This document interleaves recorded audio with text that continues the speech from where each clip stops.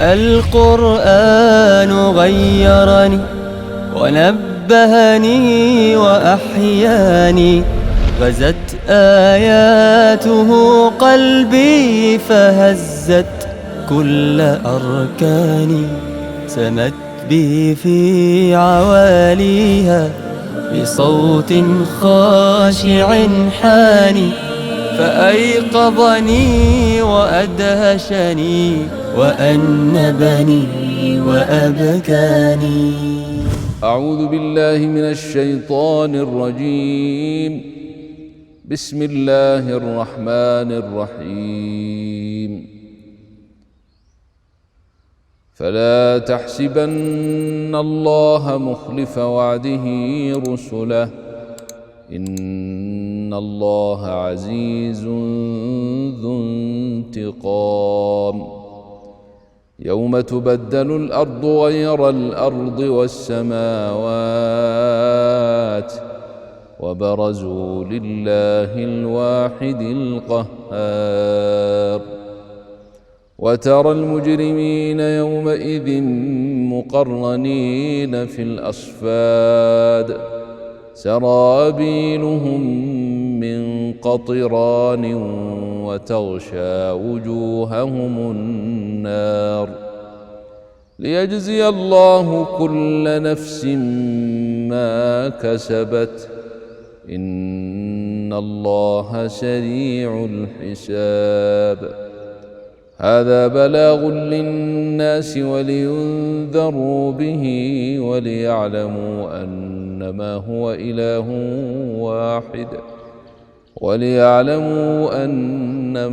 إله واحد وليذكر أولو الألباب.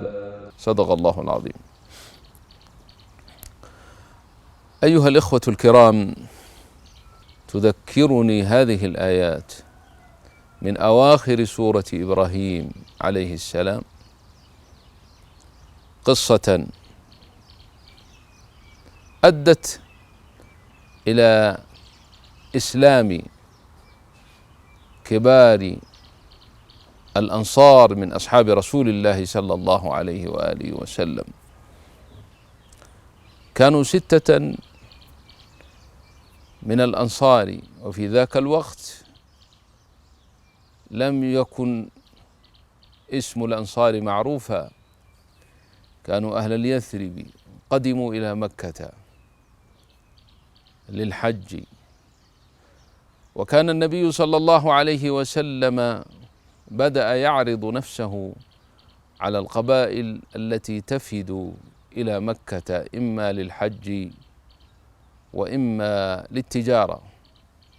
والمعلوم أن المشركين كانوا يحجون على شركهم،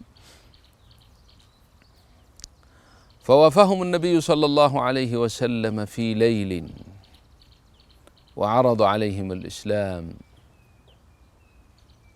فقال بعضهم لبعض: لعله النبي الذي توعدتكم به اليهود، لأن اليهود وهم جيران لهم كانوا يقولون إن نبي آخر الزمان قد أضل زمنه،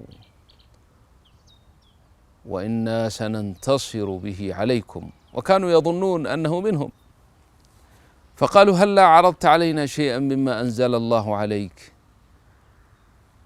فقرأ عليهم أواخر سورة إبراهيم، بدءا من قوله تعالى: وإذ قال إبراهيم رب اجعل هذا البلد آمنا واجنبني وبني أن نعبد الأصنام رب إنهن أضللن كثيرا من الناس فمن تبعني فإنه مني ومن عصاني فإنك غفور رحيم، إلى آخر الآيات حتى وصل إلى نهاية السورة، منها الآيات التي تلوناها، والبيان فيها كيف كان بدء أمر الحج وتعظيم هذا البيت وبناء هذا البيت إبراهيم عليه السلام، ثم كيف أن الله تعالى أسس قواعد هذا البيت بالتوحيد ووحدانية الله ونبذ الأصنام والشرك وعبادة الأوثان من دون الله. القوم لما سمعوا كلام الله عز وجل أخبتوا وآمنوا، فأتى العباس عم النبي صلى الله عليه وسلم وكان مارا، وكان يحرص على النبي صلى الله عليه وسلم أن يتعرض له أحد بأذى، رغم أنه كان على دين قومه في شركه. فقال: من هؤلاء يا ابن أخي؟ قال: يا عم، هؤلاء أهل يثرب، وعدوني أنهم سيأخذوني إلى بلادهم وينصروني حتى أؤدي عن الله تعالى رسالته.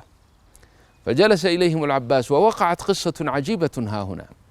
قال العباس لهم: يا معشر أهل يثرب، أو يا معشر الأوس والخزرج، إن هذا ابن أخي، إن هذا ابن أخي وأحب الناس إلي، فإن كنتم تتخلون عنه غدا فدعوه من الآن، فإنه في منعة من قومه، ثم إني لا أتركه يمضي معكم حتى أتوثق وتكتبوا لي عهدا على ألا تسلموه، أو كلاما نحوه. فانظر إلى وتعجب كيف أدت هذه الآيات إلى هداية القوم، من قليل كانوا مشركين ثم أسلموا، فاستأذنوا النبي صلى الله عليه وسلم وقالوا: يا رسول الله، وخاطبوه بهذا الخطاب: يا رسول الله، أتأذن لنا أن نجيب عمك غير مخشنين صدرك ولا متعرضين لما تكره؟ فقال: نعم، أجيبوه غير متهمين. فوجهوا الكلام إلى رسول الله صلى الله عليه وسلم وقالوا له: يا رسول الله، إن لكل دعوة سبيلا، إن لين وإن شدة، وإن دعوتك هذه أتت متجهمة على الناس متوعرة عليهم، دعوتنا إلى خصال ثلاث وكلها مكروهة على النفس إلا من عزم الله عليه الرشد وهداه إلى الصراط المستقيم. دعوتنا ونحن على دين من آبائنا وأجدادنا أن نتركه في هذه الجلسة، وقد فعلنا ذلك وهي مكروهة للنفس، وقد أجبناك إلى ذلك. ودعوتنا ونحن في جوار مع الناس وصلة أن نقطع القريب والبعيد منا، وقد فعلنا ذلك إيمانا بالله وبرسوله، وتلك مرتبة صعبة على النفس. ودعوتنا ونحن قوم في عز ومنعة لا يطمع أحد من غيرنا أن يرأسنا، وقد فعلنا ذلك. أظنكم أيها المشاهدون فهمتم قصد هؤلاء القوم. رتب صعبة لا يمكن أن يقبله الناس لولا هداية الله تبارك وتعالى التي أدت إلى هذه المرتبة العظيمة من الإيمان. وأعجبها قالوا: لا يطمع أحد من غيرنا أن يرأس فينا، خاصة وقد أسلمه قومه وتركه أعمامه، فكأنهم يشيرون إلى أن حين آمنا بك وطلبناك أن تأتي إلينا ليس ضيفا تجلس عندنا ونمنعك، وإنما رئيسا لنا، رئيسا يرأسنا. ومن أنت؟ واحد أسلمه قومه، تركه أعمامه، أخرجه قومه، ثم نأتي بك إلى بلدنا ليس ضيفا وإنما رئيسا لنا، وتلك رتبة صعبة.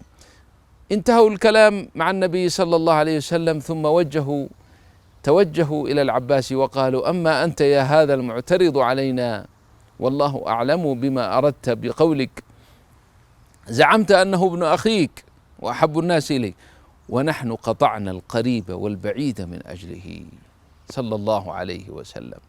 وأما ما ذكرت من أنك لن تتركه حتى تأخذ موثقا، فهذه خصلة لا نردها على أحد أرادها لرسول الله صلى الله عليه وسلم.